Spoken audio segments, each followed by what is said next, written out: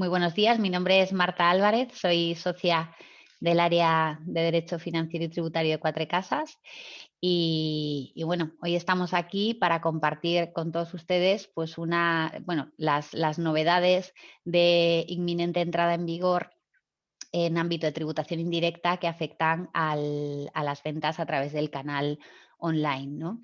Tenemos por un lado las novedades en materia de IVA que entrarán en vigor el próximo 1 de julio para ventas a distancia e importaciones, también nuevas reglas aplicables a las plataformas o marketplaces que faciliten la venta de bienes. Dedicaremos unos minutos a hablar también de las nuevas reglas para ventas a distancia aplicables en Reino Unido desde el pasado 1 de enero y también nos referiremos al impuesto sobre determinados servicios digitales, también, ya en vigor, pero todavía pendiente de algunos ajustes y desarrollos para que empiece a aplicar, ¿no? Eh, Me acompañarán en la exposición mis compañeros Teresa Urcelay e Íñigo Egea. Eh, y bueno, pues esperamos poder darle un enfoque eminentemente práctico y una visión completa de todos estos cambios y modificaciones en ciernes, ¿no? Para que puedan interactuar con nosotros y hacernos llegar sus preguntas, pueden hacerlo a través del casillero de Q&A del propio aplicativo del webinar o enviarlas vía email a webinars@cuatrecasas.com. Creo que lo más operativo será que primeramente hagamos la exposición de la materia y que al final pues dejemos un hueco para poder atender las consultas que hayan llegado y si no diera tiempo, pues en cualquier caso vía email pues podríamos resolver las que quedasen pendientes, ¿no? El contenido lo hemos anticipado ya con anterioridad y bueno, lo cierto es que a modo introductorio pues es innegable el auge que está viviendo el comercio electrónico, aunando pues los nuevos hábitos de consumo con las actuales restricciones a la movilidad. Si ya con carácter previo a la situación de pandemia que estamos viviendo ya había un incremento muy sustancial de las compras online, las restricciones actuales no han hecho más que, no han hecho más que impulsarlo y eso propicia pues, que sea un sector en el que está habiendo un crecimiento exponencial, ¿no? Es innegable que la internacionalización y la globalización, y especialmente los medios electrónicos, han permitido una globalización del mercado dirigido a consumidor final, ¿no? Y de hecho esto se muestra en la propia regulación existente en materia del impuesto sobre el valor añadido, de IVA. Vemos que las reglas existentes a día de hoy para ventas a distancia pues se habían quedado francamente limitadas, ¿no? Estaban pensadas para ventas muy puntuales, pues tipo venta por catálogo, venta telefónica, que pues hasta hace pocos años eran un porcentaje residual de las ventas a consumo, ¿no? Y es cierto que existía ese régimen especial de ventas a distancia, pero la eclosión de la venta online ha hecho que se convierta en uno de los canales principales y por lo tanto pues ha exigido que se lleve a cabo esta revisión actual que ha determinado el cambio normativo que entrará en vigor a partir del 1 de julio, ¿no? También afecta o también propicia que se haga necesario este cambio otras dos circunstancias, ¿no? Por un lado, la facilidad para poder comprar y vender productos desde fuera de la Unión Europea y en este caso los proveedores no comunitarios pues venían beneficiándose de la exención en IVA para importaciones de escaso valor, actualmente para bienes de valor inferior a 22 euros, lo cual pues les situaba en una posición competitiva mejor que la de los propios proveedores comunitarios que aplicamos IVA desde el primer euro de la venta, ¿no?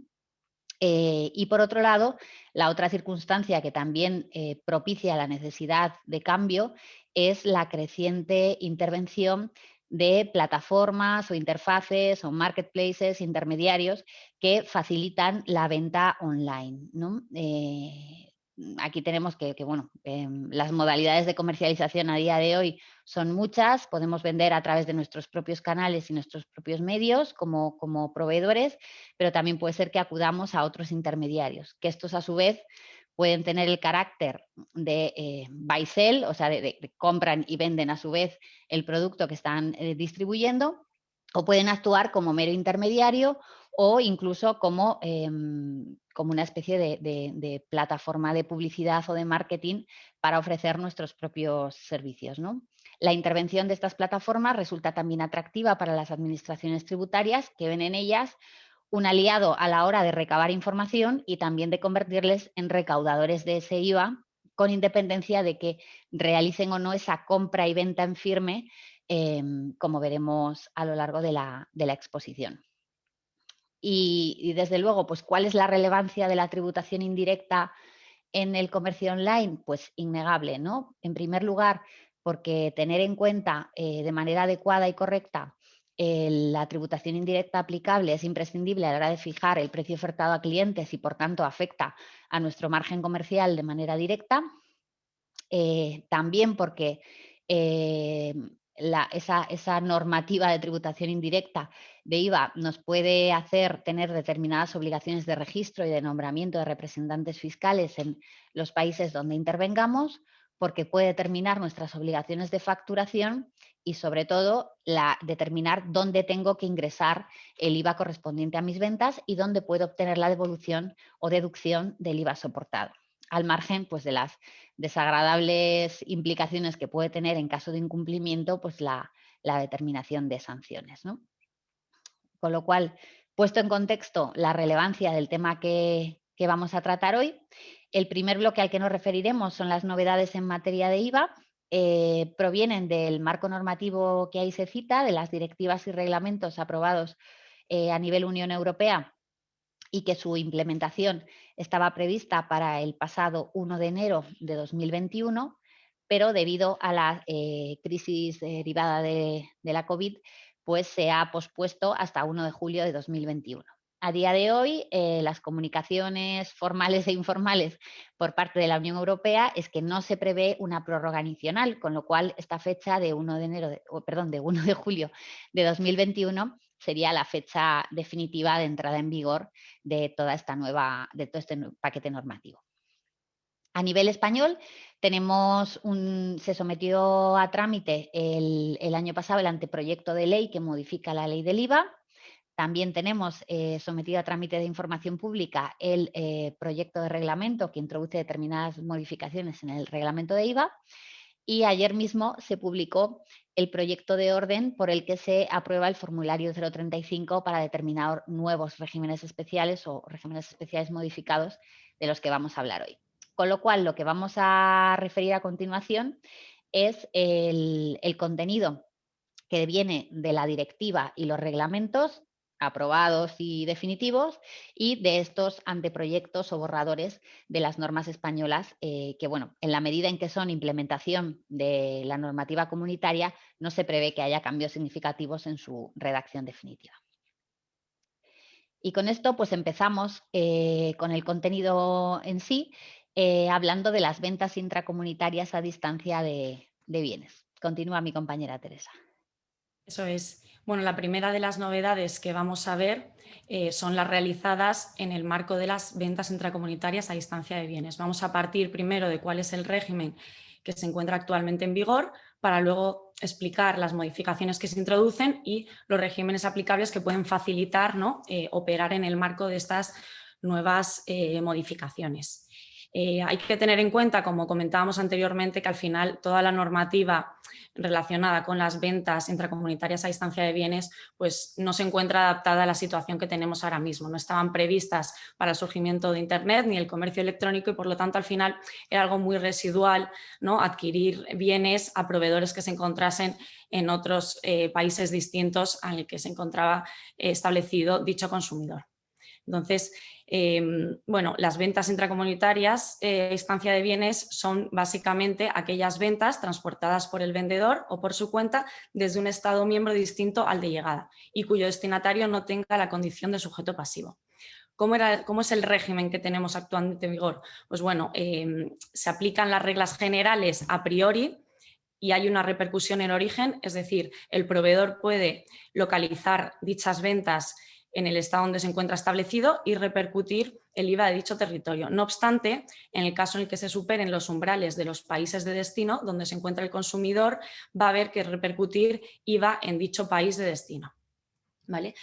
Hay que tener en cuenta que estas normas no aplican a todos los bienes, quedan excluidos algunos bienes como son los medios de transporte nuevos, los bienes objeto, instalación y montaje, aquellos que están acogidos al régimen especial de bienes usados y, por ejemplo, también los bienes objeto de impuestos especiales. ¿Por qué? Porque estos bienes ya cuentan con reglas específicas de localización. En el caso de bienes objeto de impuestos especiales destinados a consumidores, siempre van a estar localizados en destino y, por lo tanto, estos umbrales no van a resultar aplicables en estos casos. Como vemos en la diapositiva, ¿no? Vemos un ejemplo que, bueno, en el caso de una entidad que se encuentra establecida en España y que realiza ventas a distancia a consumidores en Alemania y en Italia, dicha entidad va a poder repercutir a priori IVA español a las ventas realizadas a consumidores en Alemania e Italia, pero va a tener en cuenta los umbrales, que en Alemania vemos que hay un umbral de 100.000 euros y en Italia de 35.000 euros. Una vez superados dichos umbrales, obligatoriamente va a tener que repercutir IVA alemán e IVA italiano respectivamente. Esto al final, pues, lo que supone es un registro en dichos territorios con el consecuente pues, solicitud de NIF, presentación de declaraciones para ingresar dicho IVA y una serie de obligaciones formales que implican, ¿no?, dicha tributación en destino. ¿Qué va a pasar a partir del 1 de julio de 2021? Pues el régimen que hemos visto aplicable a estas ventas intracomunitarias a distancia de bienes va a cambiar y se establece principalmente una localización en destino. Es decir, la regla general va a ser que las ventas intracomunitarias a distancia de bienes se localizan en el país de destino del consumidor y desaparecen los umbrales nacionales que hemos visto antes. Ahora, el proveedor de ventas de bienes a distancia va a repercutir IVA en destino sin tener en cuenta unos umbrales que ya no existen en cada Estado miembro.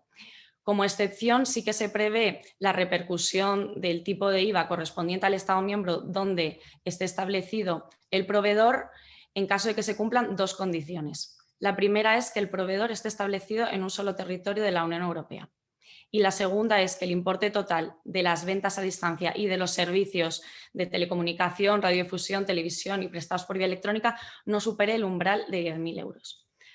Es importante tener en cuenta que este umbral es un umbral combinado de ambos tipos de prestaciones, tanto de este tipo de servicios como de las ventas a distancia. Por lo tanto, en caso de que se superen tanto en un Estado miembro como de manera conjunta en distintos territorios, ya no va a existir la posibilidad de repercutir IVA en origen. Entonces, como vemos al final, pues esta modificación se dirige al principio de tributación en destino, ¿no?, que busca el IVA y que es mucho más coherente con la situación que tenemos ahora, que al final, pues, la operativa de ventas de bienes a distancia a otros territorios de la Unión Europea es muy común. Ya no es algo residual, con lo cual no resulta, no tiene mucho sentido que podamos seguir aplicando el régimen anterior. Y bueno, como hemos visto, hay que tener en cuenta para ver qué tributación hay y en qué régimen, ¿no?, qué podemos optar, hay que tener en cuenta dos factores esenciales. Uno, dónde se encuentra establecido el proveedor y dos, el umbral que hemos comentado de ventas a distancia y de servicios prestados por vía electrónica. En el caso de proveedores establecidos en un solo Estado miembro y cuyo umbral de ventas a distancia y de este tipo de servicios es inferior al año, va a haber dos opciones. El proveedor va a poder repercutir IVA donde se encuentra establecido, es decir, IVA de origen, o va a poder optar por localizar dichas ventas en el país de destino de los consumidores. En este caso, lo que va a implicar, pues, es, como comentábamos, un registro en dicho territorio y la presentación de declaraciones en el mismo. Pero, como veremos más adelante, también está una opción de solicitar la inclusión en el régimen de ventanilla única, lo cual evitará este registro en cada territorio de destino. Por otro lado, en el caso de que se supere el umbral, ya no tenemos la opción de tributar en origen. Ya obligatoriamente vamos a tener que tributar en el país de destino y optar, en su caso, bien por el registro en cada territorio o por acogernos al régimen de ventanilla única. Y luego, por otro lado, tenemos el caso de proveedores que están establecidos fuera de la Unión Europea o que se encuentran establecidos en más de un Estado miembro.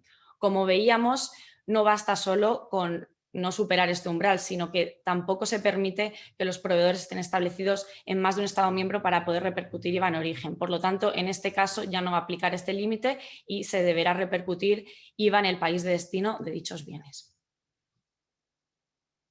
Una vez vistas las modificaciones, ¿no?, de este nuevo régimen de ventas intracomunitarias a distancia, vamos a ver el siguiente ejemplo, en el cual lo que se plantea es una entidad establecida en Austria que realiza ventas locales de bienes en dicho territorio. Ocasionalmente realiza ventas a distancia a consumidores establecidos en Alemania, pero cuyo valor no excede de 10.000 euros.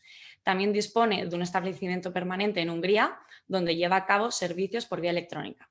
En este caso, nos preguntamos si resulta de aplicación el umbral, si se puede repercutir IVA en el país de origen.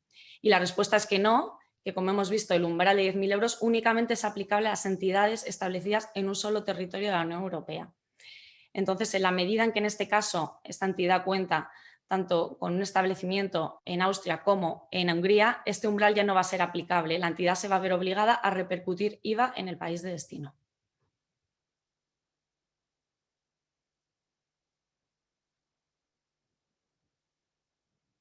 Estás en mute, Marta. Disculpas. Como vemos, estas nuevas reglas de localización empujan a la tributación en destino, acercándola al lugar donde está el consumidor, que es donde presumiblemente se van a consumir los bienes y, por lo tanto, pues intentan adecuar el tipo de IVA y la recaudación de IVA a esa circunstancia. En la situación actual, si no se estableciera ninguna otra simplificación, esto supondría que los proveedores que realicen ventas a distintos Estados miembros tendrían que registrarse y cumplir con sus obligaciones de repercusión e ingreso de IVA y obligaciones formales en cada uno de los Estados miembros. Es por eso que esta medida se acompaña de una expansión del régimen de ventanilla única. Este es un régimen que tenemos actualmente en vigor para los servicios prestados por vía electrónica y es un mecanismo que permite evitar el registro y las obligaciones formales en todos y cada uno de los Estados miembros donde intervenga la sociedad, de manera que puede hacer un registro único en lo que se denomina su país de identificación y presentar una única declaración en dicho Estado. Eso sí, en esa declaración tendrá que distinguir las entregas realizadas en cada una de las distintas jurisdicciones y aplicar el tipo impositivo correspondiente a las mismas. En esta declaración de ventanilla única o One Stop Shop, por las siglas en inglés, se pueden incluir tanto las ventas intracomunitarias a distancia de bienes que sean a consumidores, como prestaciones de servicios a consumidores de la Unión Europea. Hasta ahora, en servicios solo servía para radiodifusión y servicios prestados por vía electrónica, ahora servirá para cualquier otro tipo de servicios que prestados a particulares se localicen en destino.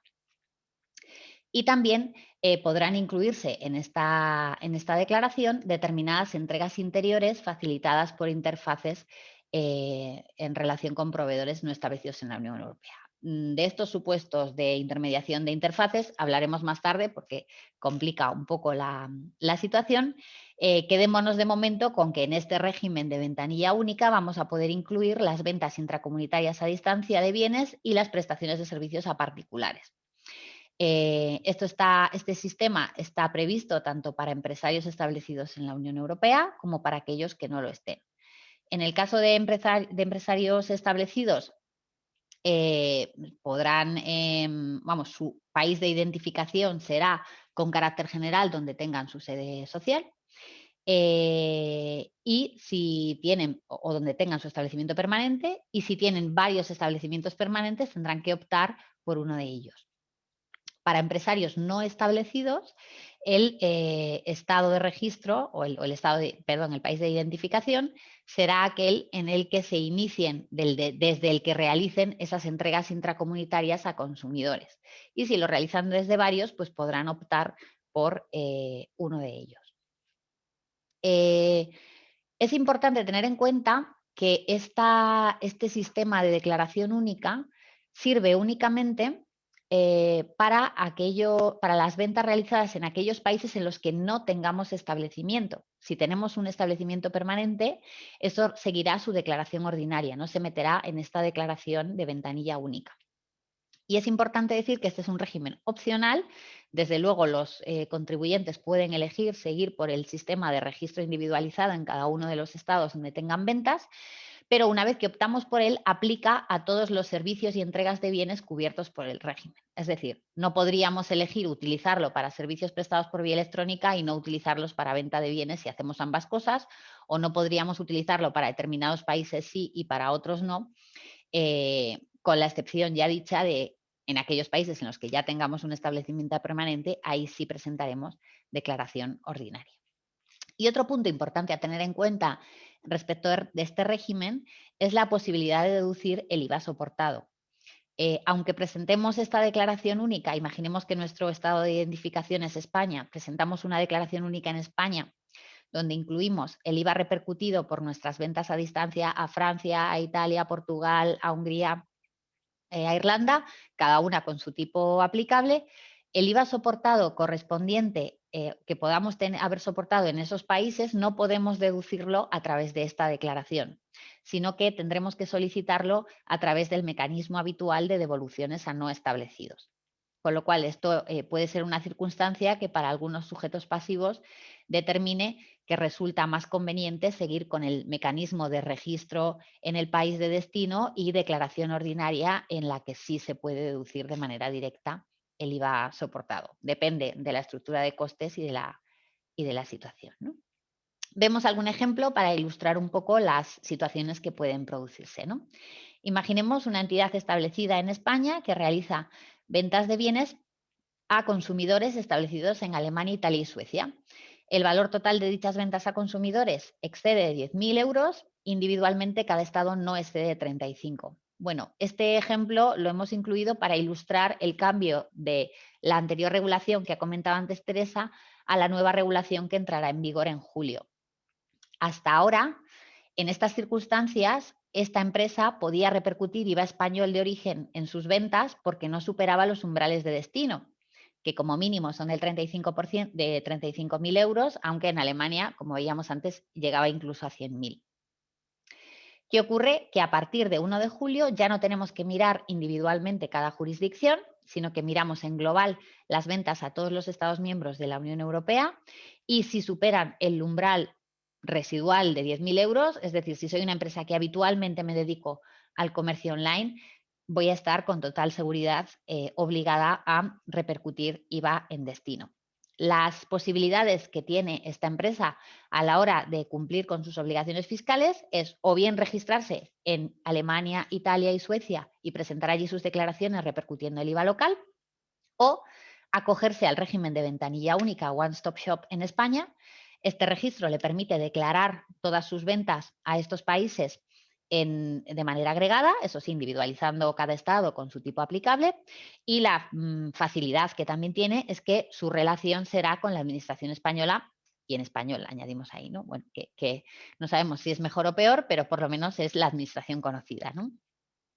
Además, presentará sus declaraciones ordinarias para las ventas españolas y ahí deducirá el IVA soportado en España, como siempre. Si tuviera IVA soportados en otros Estados miembros de la Unión Europea, tendría que acudir a la solicitud de devolución de IVA para no establecidos de manera pues, trimestral o anual.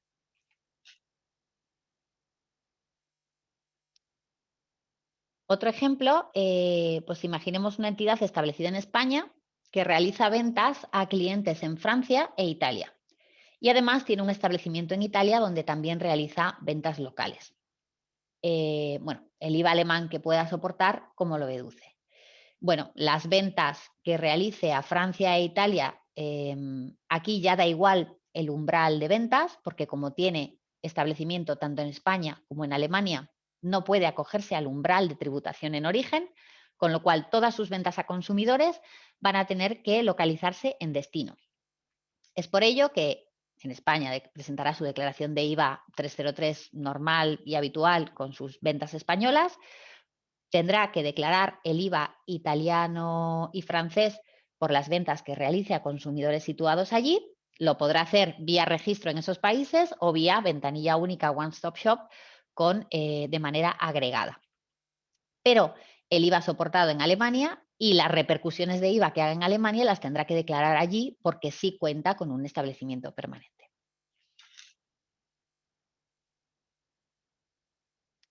Y finalmente incluimos un ejemplo relacionado con Canarias. Si una entidad establecida en Canarias realiza ventas a clientes establecidos en la Unión Europea, en ese caso es muy importante tener en cuenta que Canarias no forma parte del territorio IVA, como tampoco o lo mismo ocurre con Ceuta y con Melilla. Con lo cual, un empresario establecido en Canarias, Ceuta o Melilla, que realice ventas a distancia a clientes de la Unión Europea no podrá acogerse a la One Stop Shop porque no estamos hablando de ventas intracomunitarias de bienes. Sí podrá acogerse al mecanismo de la One Stop Shop para importaciones, que veremos a continuación, porque su tratamiento es el de un territorio tercero.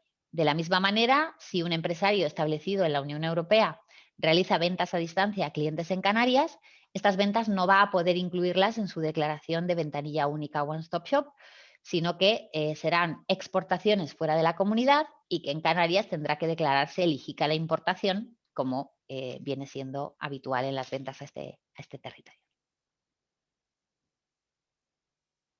Bueno, y a continuación pasamos de las ventas intracomunitarias a distancia de bienes, de bienes a distancia para pasar a las ventas a distancia de bienes importados, es decir, aquellas ventas a distancia que provienen de un territorio tercero.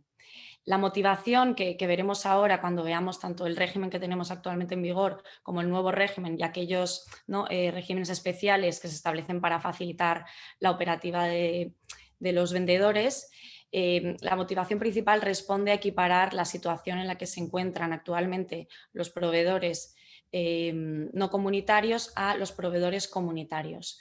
Y, por supuesto, adaptar la normativa que no preveía pues, este crecimiento del comercio electrónico y evitar, además, los perjuicios de ingresos fiscales que se derivaban para los Estados miembros. En primer lugar, el régimen que tenemos actualmente en vigor es importante tener en cuenta que prevé la exención de los denominados bienes de escaso valor, bienes que no exceden de 22 euros. Por otro lado, de acuerdo con la normativa aduanera, tenemos una exención de derechos arancelarios de los bienes que no excedan de 150 euros. A partir del 1 de julio de 2021 se elimina esta exención del IVA a la importación de bienes de escaso valor y todas las importaciones de bienes pasan a tributar con independencia de su importe. Se mantiene, no obstante, la exención de derechos arancelarios, por lo tanto, tenemos un distinto esquema, ¿no?, en el cual pues aquellas ventas a distancia que no superen los 22 euros van a pasar de estar exentas tanto del IVA a la importación ni los derechos arancelarios a estar sujetas al IVA a la importación, pero exentas de derechos arancelarios, y a partir del importe de 22 euros y 150 euros se mantiene una sujeción del IVA a la importación, pero exención en las importaciones de derechos arancelarios. A partir de 150 euros, tal y como ya preveía la normativa actual, todas las ventas a distancia de bienes importados van a estar sujetas tanto al IVA a la importación como a derechos arancelarios. Esto al final es muy relevante porque pues la práctica, ¿no?, y de los operadores no comunitarios en muchos casos pues podía llevar a un perjuicio en la competencia con los proveedores comunitarios. Al final los proveedores comunitarios tributaban con independencia del importe y en el caso de los bienes que provenían de terceros estados pues no había una tributación ni de IVA ni de derechos arancelarios, con lo cual supone un cambio muy importante y un nuevo esquema aplicable, como vamos a ver a continuación. En el marco de estas ventas a distancia se introduce un nuevo concepto, que es el concepto de ventas a distancia de bienes importados. ¿A qué responde este concepto? Pues a aquellas entregas que vienen de un país tercero, transportadas por el vendedor, incluso aunque intervenga de manera directa, y que se destinan a un cliente final en un Estado miembro. Es importante tener en cuenta que estas ventas tienen que venir físicamente de un tercer estado, con lo cual al final no incluyen los casos en los cuales tenemos almacenadas en un depósito en la Unión Europea dichas mercancías y con motivo de la venta abandonan el depósito, ¿no? Bueno, y se ponen a disposición del consumidor. En este caso no, es obligatorio que la venta sea la razón por la cual se produce físicamente el movimiento de fuera de la Unión Europea para su puesta a disposición del cliente. En este caso, como consecuencia de este nuevo concepto, vemos que se distinguen dos tipos de devengos del IVA, ¿vale? Tenemos un primer devengo del IVA por la propia venta a distancia de los bienes importados que vienen del tercer país, y el lugar de entrega de dicha venta pues, va a depender de dónde se produce el despacho a libre práctica y de cuál es el destino final. Por otro lado, tenemos un segundo devengo del IVA, que es el correspondiente a la importación de los bienes. Este se produce pues, con la mera introducción de una mercancía desde fuera de la Unión Europea a un Estado miembro de la Unión Europea. Una vez eliminada la exención, ¿no? Pues, se introduce un nuevo régimen de ventanilla única para importaciones denominado por sus siglas en inglés Import One Stop Shop, con el fin de facilitar este tipo de operaciones al haber eliminado la exención, ¿no? Que agilizaba al final pues, las ventas a distancia que venían de territorios terceros. Este régimen es opcional. Se pueden acoger los proveedores siempre que cumplan las condiciones que se prevén, y es aplicable a los bienes importados de terceros países cuyo valor intrínseco no supere los 150 euros, que posteriormente veremos cómo se determina este valor intrínseco, que suele ser bastante conflictivo en muchos casos. ¿Qué implica este régimen? Pues lo que implica es que las importaciones de dichos bienes, el devengo 2 que veíamos anteriormente, van a estar exentas del IVA, y sin embargo el devengo del IVA se va a producir con la propia venta, es decir, con la entrega del bien en el momento en el que el cliente acepte el pago. Además, como hemos visto, las importaciones que no excedan de 150 euros van a estar exentas de derechos arancelarios, con lo cual, con la entrada de dichos bienes en el territorio de la Unión Europea no se va a producir el devengo ni del IVA a la importación ni de los derechos arancelarios. Además, este régimen lo que prevé es que se permite que el proveedor esté registrado en un solo país y no tenga que registrarse en todos los países donde destina dichos bienes, para lo cual implica el nombramiento de un intermediario establecido en la Unión Europea. Bueno, como hemos visto, para poder acogernos a este régimen es importante tener en cuenta que el valor de dichos bienes que van a ser vendidos a proveedores de la Unión Europea de terceros países no superen el importe del valor intrínseco de 150 euros. ¿Qué es el valor intrínseco? Pues la normativa aduanera define el valor intrínseco como el precio de las mercancías cuando se venden para su exportación en el territorio aduanero de la Unión Europea, excluyendo el coste de transporte y seguros y también cualquier otro gravamen, ¿no?, que las autoridades aduaneras pudieran determinar. Pone se hubieran vendido porque también el valor intrínseco puede aplicar en el caso de que no estemos ante ventas con valor comercial, ¿no?, que sean importaciones pero que no se haya producido la venta. Entonces va a haber que tener en cuenta cuál es este precio para poder pues, ver si estas importaciones se pueden acoger al régimen de ventanilla única o no. Y en este concepto, ¿no?, se nos plantean algunas dudas. La primera es qué pasa con los descuentos, qué pasa cuando tenemos un descuento en la venta, ¿no?, y llevamos a cabo dicha importación. ¿Podemos entender que aplica el descuento o debemos excluirlo a la hora de calcular cuál es el valor intrínseco? Pues bien, el valor intrínseco sí que va a tener en cuenta el precio neto con descuento abonado por el cliente en el momento de la entrega. Es importante que figure en la factura comercial y que, por lo tanto, se base en dicho valor ya el descuento aplicado, ¿vale? En segundo lugar, ¿qué pasa con aquellas ventas realizadas en una divisa distinta, ¿no? Podemos tener fluctuaciones del tipo de cambio y tener pues, un valor distinto en el momento de la venta del bien y otro valor en el momento en el que realizamos la importación. Para evitar este tipo de problemas, la recomendación es indicar que la factura incluya el precio en euros. en el momento en el que se determina la aceptación del pago, que es el valor que se va a tener en cuenta. En este caso, si incluimos en la factura dicho valor en euros, las autoridades aduaneras nos van a aceptar el importe consignado con independencia de las fluctuaciones que hubiera podido haber. Y luego, por otro lado, tenemos la cuestión de qué pasa si hay distintos envíos, ¿no? ¿Qué tenemos que considerar?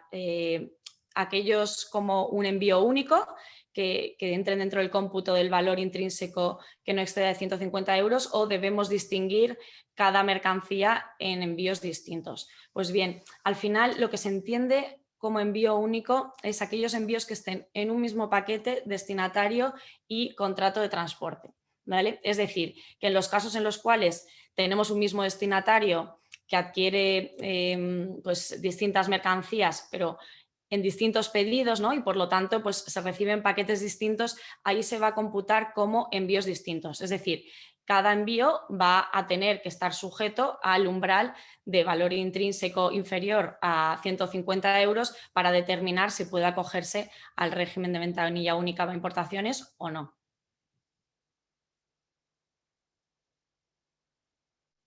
Entonces, a continuación, lo que vemos es un resumen del funcionamiento de aplicación de este régimen, ¿no? Para aterrizar un poco cómo funciona.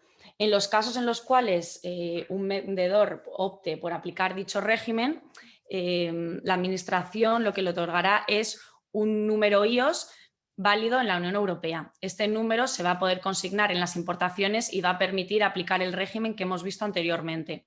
Entonces, en el momento en el que el consumidor final adquiera esos bienes y lleva a cabo el pago de dicha venta, lo que hará el proveedor es repercutir el IVA de dicha venta en la factura, como hemos visto en el devengo 1 de venta a distancia. Por su parte, cuando los bienes sean introducidos en el territorio de la Unión Europea, estas mercancías van a estar exentas del IVA y de derechos arancelarios, porque como hemos visto, al final podemos acoger mercancías que no excedan de 150 euros y estas mercancías están exentas de derechos arancelarios. Esto al final lo que facilita es que el vendedor va a poder declarar y pagar el IVA repercutido a los distintos consumidores a través de un solo Estado miembro, presentando la correspondiente declaración y pago del IVA. Por otro lado, una de las obligaciones que se establecen para este régimen es que el vendedor debe mantener unos registros de las ventas realizadas bajo este régimen durante 10 años. Esto no implica una especie de sí en la cual haya que ir comunicando todas las ventas que se realizan, pero sí que eso que se exige es que al final pues, se conserven estas ventas de manera que si en algún caso pues, se necesitan para hacer algún tipo de comprobación, se puedan aportar y poner a disposición de la Administración tributaria. Y otro de los regímenes aplicables en este marco de ventas a distancia de bienes importados es el régimen especial para la declaración y liquidación del IVA sobre importaciones. Este régimen, al final, es un régimen que lo que permite es facilitar las importaciones en el caso en el que no nos acojamos al régimen de ventanilla única IOS, ¿vale? Entonces, en este caso, también las importaciones deben no exceder los 150 euros y excluyen los bienes sujetos a impuestos especiales. Este régimen está diseñado realmente pues, para aquellas entidades, ¿no? Agencias postales, agentes de aduanas, transportistas, que llevan a cabo las importaciones en nombre del consumidor final. Y al final simplifica el pago del IVA a la importación, porque ahora, como vemos, con independencia de que el importe sea inferior a 22 euros o a 150 euros, el IVA a la importación se va a devengar. Y al no estar en régimen IOS no va a quedar exento, sino que con la introducción de dichas mercancías en el territorio de la Unión Europea se va a producir el devengo y la obligación de pago. Entonces, con este régimen lo que se va a poder realizar es que el declarante, todo el IVA recaudado a través de las ventas realizadas a los clientes, va a poder ingresarlo antes del día 16 del mes siguiente, con lo cual facilita y agiliza estas importaciones y sobre todo la liquidación del IVA devengado en estas ventas a distancia realizadas a consumidores. Y bueno, a continuación vamos, para ilustrar un poco este nuevo esquema que es aplicable a partir de 1 de julio de 2021, vamos a ver dos casos distintos de cómo podemos operar y qué opciones tenemos en el marco de estas ventas a distancia de bienes importados. Este primer caso es un caso en el cual la venta a distancia se lleva a cabo a un consumidor que se encuentra en el mismo Estado miembro de la importación. Es decir, los bienes se importan y se ponen a disposición del consumidor en el mismo territorio. Entonces, como veíamos anteriormente, tenemos dos tipos de devengos, ¿no? Lo que es la propia venta a distancia de los bienes y la importación o introducción de aquellos bienes en el territorio de la Unión Europea. ¿Qué pasa en el caso de que nos acojamos a IOS? Pues bien, como hemos visto anteriormente, lo que va a haber es una localización de dicha venta en el Estado miembro de destino. Es decir, que el vendedor de dichos bienes va a tener que repercutir IVA al cliente en dicho Estado miembro. En el caso en el que no nos acojamos al régimen IOS, tenemos dos situaciones distintas, dependiendo de quién sea el importador. En caso de que el importador sea el consumidor final, en este caso no va a haber venta a distancia imponible en la Unión Europea, ¿vale? Estamos realmente en un caso previo a este nuevo esquema aplicable en el cual el importador era el consumidor final. Y por otro lado, en el caso en el que el importador sea el proveedor o la interfaz electrónica, como veremos posteriormente, en este caso el sujeto pasivo de dicha venta a distancia van a ser estas dos partes y el hecho imponible se producirá en el Estado miembro de destino final de las mercancías. Por otro lado, devengo de la importación de los propios bienes. En este caso, como vemos, aplicando el régimen IOS tenemos un IVA a la importación exento y en el caso de que no apliquemos el régimen IOS sí que se va a devengar ese IVA a la importación de los bienes introducidos en el Estado miembro de destino. Por otro lado, vamos a ver el caso en el cual estamos ante ventas a distancia, pero que se realizan en un Estado miembro distinto al cual, en el cual se importan, ¿vale? En este caso, si pasamos a diapositiva siguiente, vemos que por un lado, en el primer devengo de bienes, que sería el de la venta a distancia de bienes, se pueden despachar a libre práctica en un Estado miembro que no sea el de destino final, ¿vale? Es decir, podemos llevar a cabo dicha importación y luego el transporte al Estado miembro destino final, aunque no sea donde se encuentra el consumidor. En este caso, la localización va a ser en el lugar de destino final de las mercancías. Sin embargo, fuera del régimen IOS, lo que vamos a tener es que aplicar un régimen de tránsito, es decir, va a coincidir el Estado miembro donde se lleva a cabo el despacho a libre práctica de las mercancías con el de la venta a distancia per se que llevemos a cabo al consumidor final.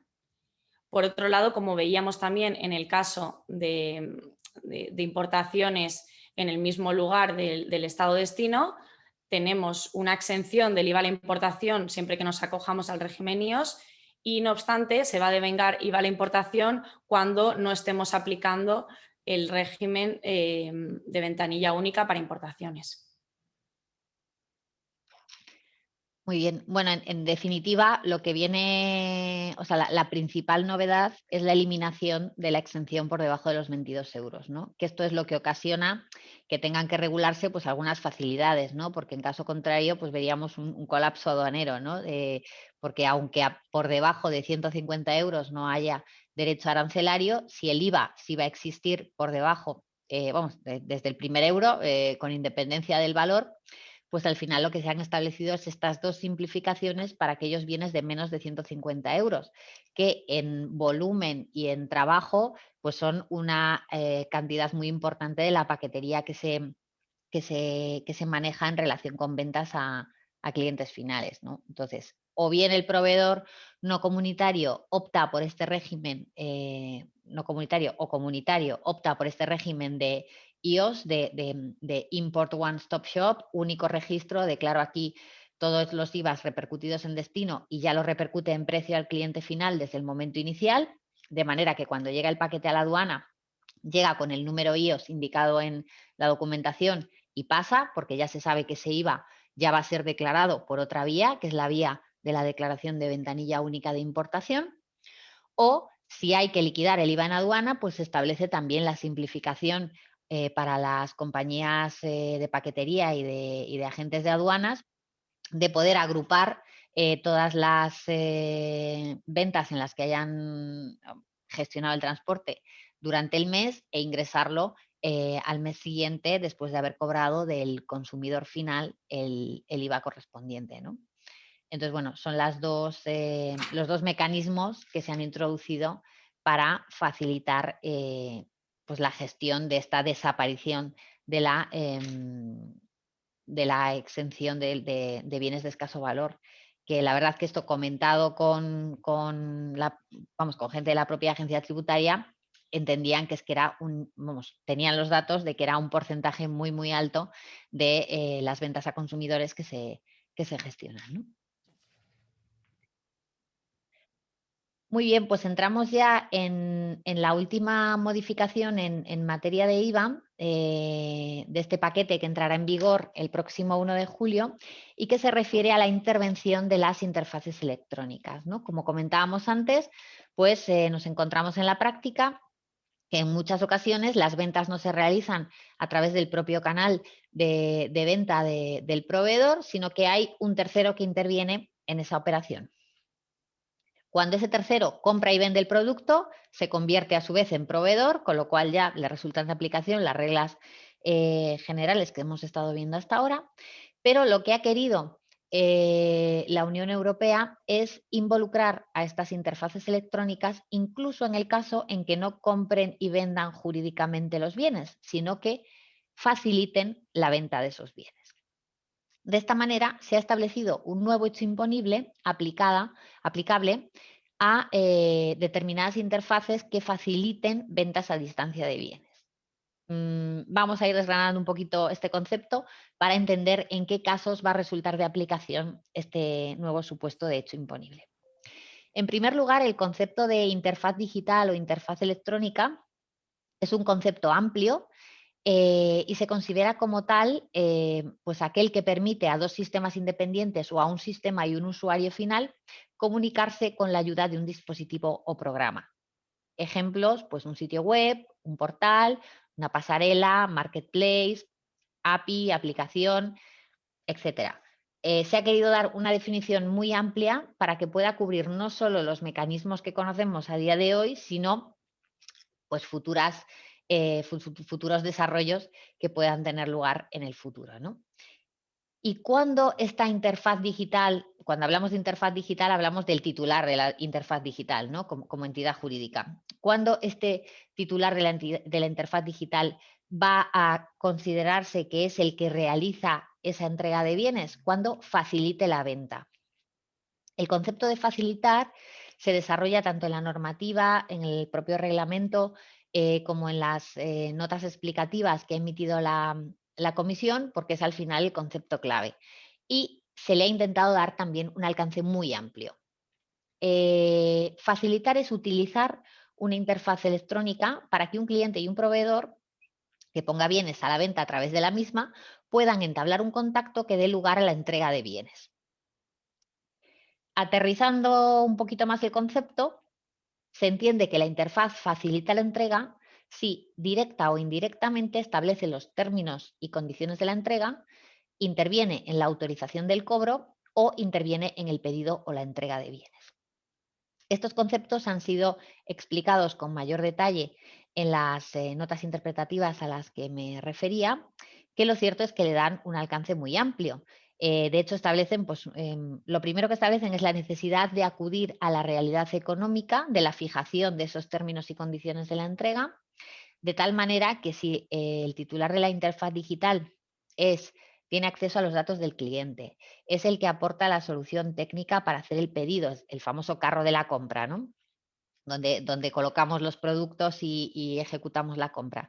Es el que de alguna manera controla las condiciones de devolución, impone la utilización de algún método de pago en particular, si proporciona servicio de atención al cliente o de alguna manera media en casos de devolución, litigio, desacuerdo.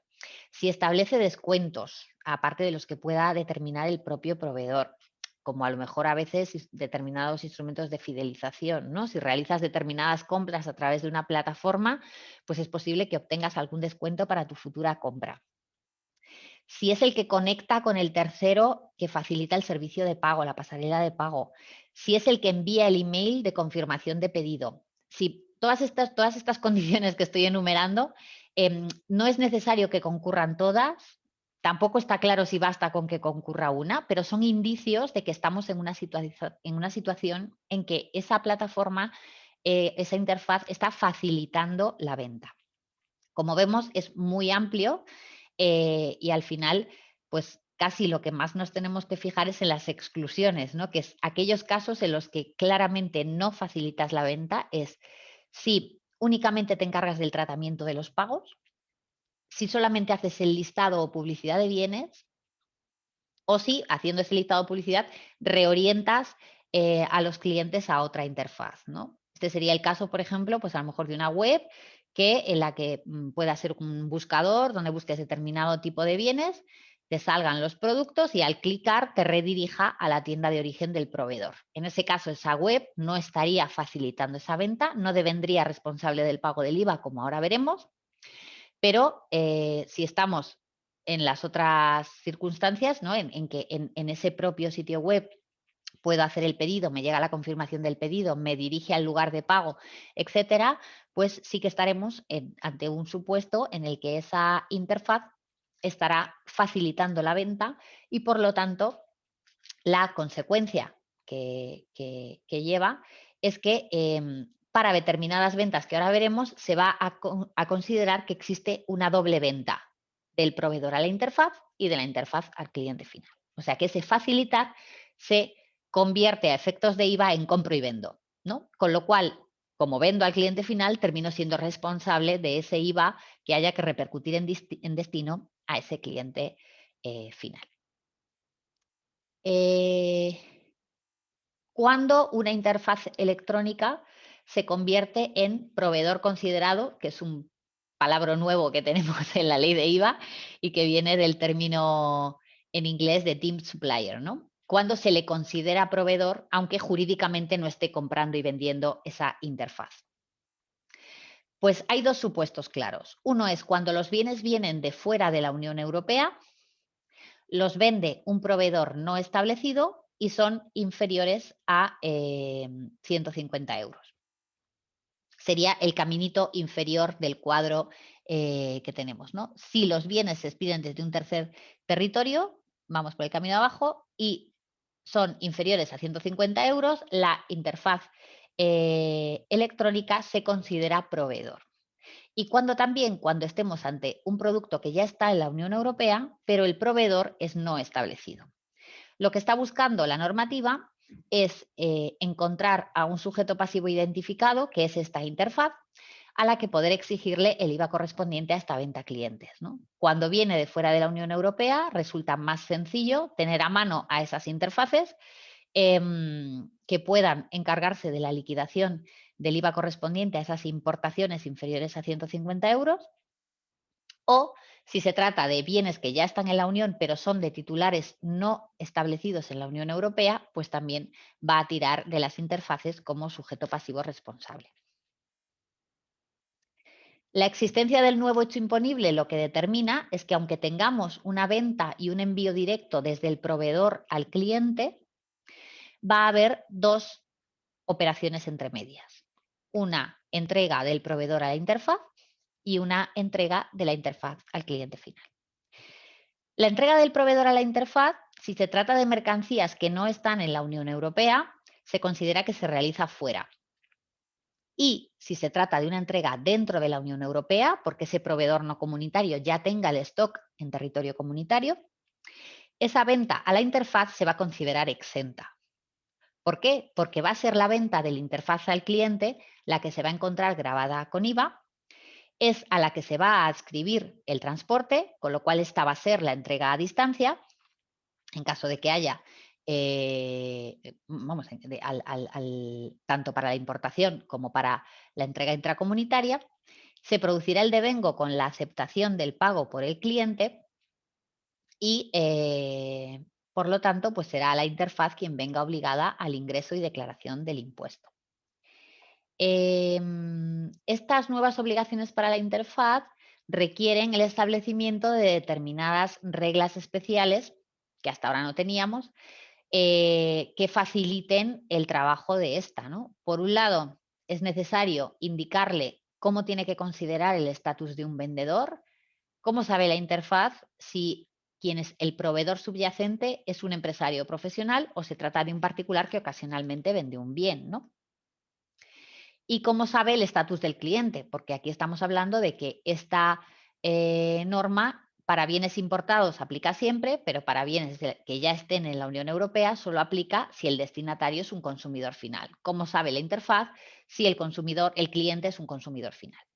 Pues aquí se establecen dos presunciones. Por un lado, la interfaz tiene que presumir, salvo prueba en contrario, que el proveedor es un empresario profesional y que el cliente es un consumidor.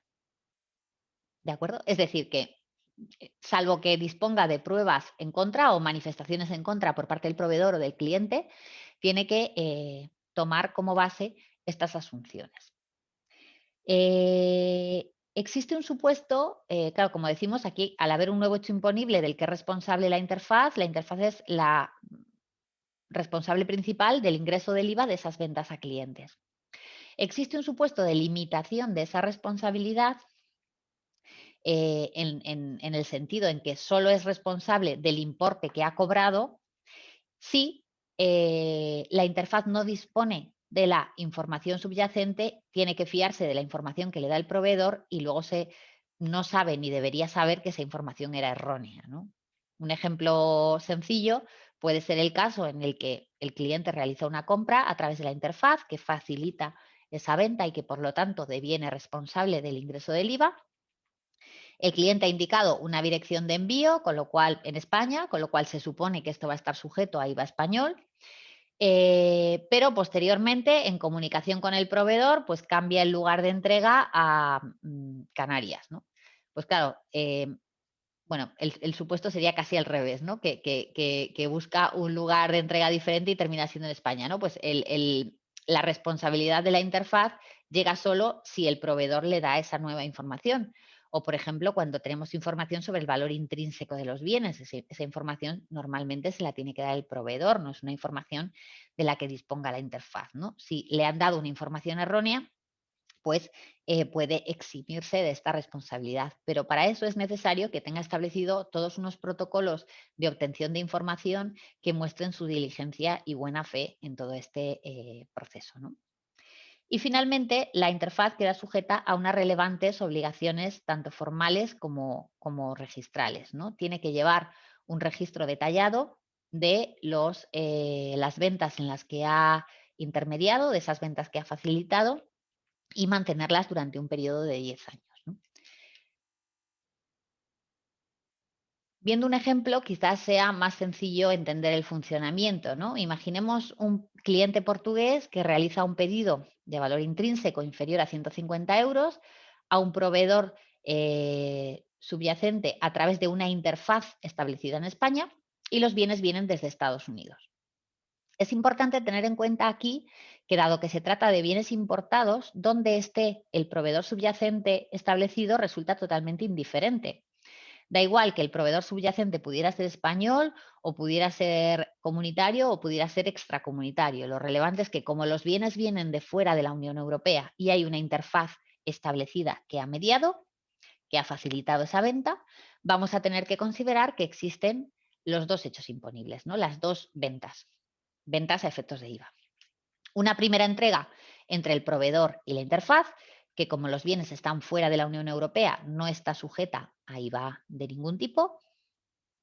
Y la venta al cliente portugués, que esta será considerada una importación de ventas de bienes a distancia, que estará sujeta en lugar de destino, en Portugal. Es decir, será necesario repercutir el IVA portugués. Aquí se nos abren dos alternativas, ¿no? Si si la interfaz establecida en España ha decidido registrarse para la Import One Stop Shop, que hablábamos antes, la ventanilla única de las importaciones, entonces ahí lo que tendremos es que en la propia importación no estará exenta porque el proveedor considerado, la interfaz, ha comunicado su número IOS y lo que sí hará es una declaración vía ventanilla única ante la Agencia Tributaria Española, ingresando ese IVA portugués por esta venta a cliente portugués.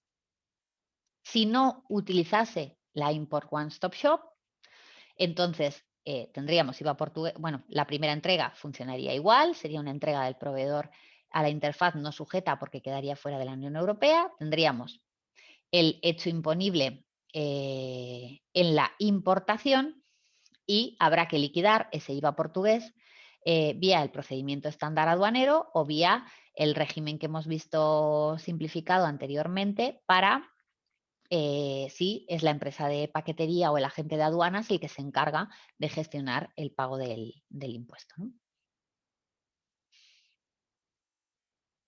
El otro supuesto en el que la interfaz electrónica también deviene responsable, hemos visto el ejemplo de bienes que vienen de fuera de la Unión Europea. El otro supuesto sería bienes que ya están en Unión Europea, pero el proveedor subyacente está no establecido. Imaginemos que en Francia, en un almacén en Francia, tenemos unos bienes que son de un proveedor no establecido y que una interfaz media en la venta a un cliente español o facilita la venta a un cliente español por utilizar la terminología de la nueva normativa. La primera entrega, la del proveedor subyacente al proveedor considerado, que es la interfaz, será una entrega interior en Francia, porque decimos que el transporte siempre se adscribe a la segunda, a la que hace la interfaz, o sea que esta primera sería una entrega interior en Francia. Esto obligaría al proveedor subyacente a registrarse en Francia, pero esa entrega estaría exenta. Y posteriormente, el proveedor considerado es el que haría la venta a distancia, porque es el que enviaría el que a efectos de IVA enviaría los bienes desde el almacén francés al cliente final español.